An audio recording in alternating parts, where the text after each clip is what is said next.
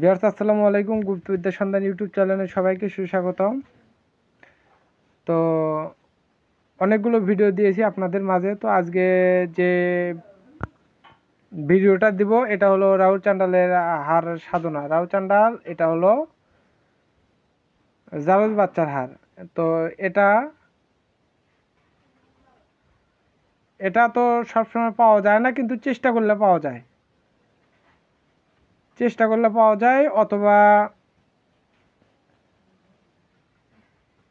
যারা যুবতী কন্যা মারা যায়, বিবাহ হয়নি, এদের মাথাও কাটা যায় এবং হাতও কাটা যায়। এগুলো দিয়েও জাদুবিদ্যা খেলা দেখানো যায়।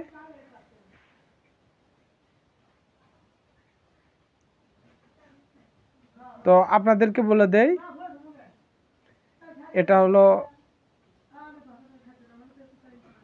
জারজ বাচ্চা যেগুলো হয়, এগুলো আপনার অনেক সময় দেখা যায় যে নদীতে ফালায় দেয় অথবা মাটিতে পুঁতে রেখে দেয়। যদি ভাগ্যক্রমে ডাক্তারদের সাথে যোগাযোগ করে কোনোভাবে যদি পান, তো ওটাকে নিয়ে এসে সর্বপ্রথমে কবর দেবেন। কবর দেওয়ার পর ওই মন্ত্র পাঠ করবেন, ওয়াতিনে ওয়া জায়তুনে তায়তুরে সিনিন্না এ কাফি ভাকিমিন। তো এটা সূরা ৩-এর একটা ইয়া। তো আরেকবার বলে দেয়, ওয়াতিনে ওয়া জায়তুনে তায়তুরে সিনিন্না এ কাফি ভাকিমিন। এই মন্ত্রটা আপনার ২০-৩০ বার না বলতেই ওই বাচ্চাটা উঠে খাড়া হয়ে যাবে। ওই বাচ্চাটা উঠে যখনই খাড়া হয়ে যাবে, তখন আপনার ওর বাঁ হাতটা ধরতে হবে। ওর বাঁ হাতটা ধরে ওই এক চোর দিয়ে বাঁ হাতে একটা চোর দেবেন, এই বরাবর একটা চোর দেবেন। চোর দিলে ওটা আলাদা হয়ে যাবে।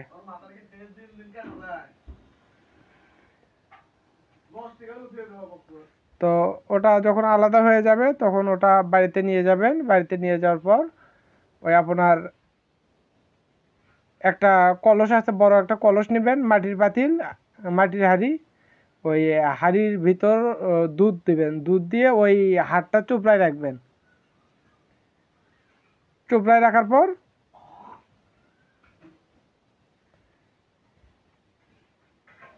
১ মাস অথবা ১.৫ মাস, আর ৭টা জবা ফুল দিবেন।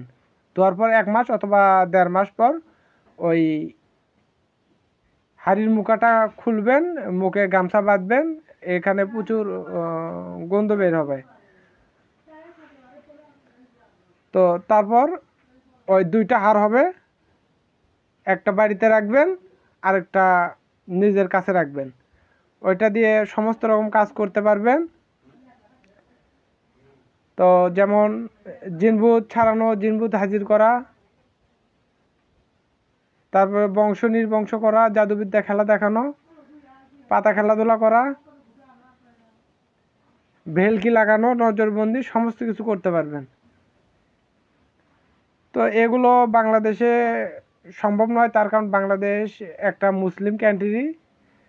প্রায় ১০০ ভাগের ভিতরে ৯০ ভাগ মুসলমান এবং ১০ ভাগ অন্য অন্য জাতি আছে। তো যারা আমার ভারতবর্ষে যারা আমার শিষ্য আছে, তারা এই কাজগুলো করতে পারে। শ্মশান ঘাটিতে তারা এই কাজগুলো করতে পারে। তো আপনারা সাধনা করুন, আমি আপনাদেরকে বলে দিব কিভাবে কি করতে হবে। তো সবাই ভালো থাকবেন, সুস্থ থাকবেন। আসসালামু আলাইকুম।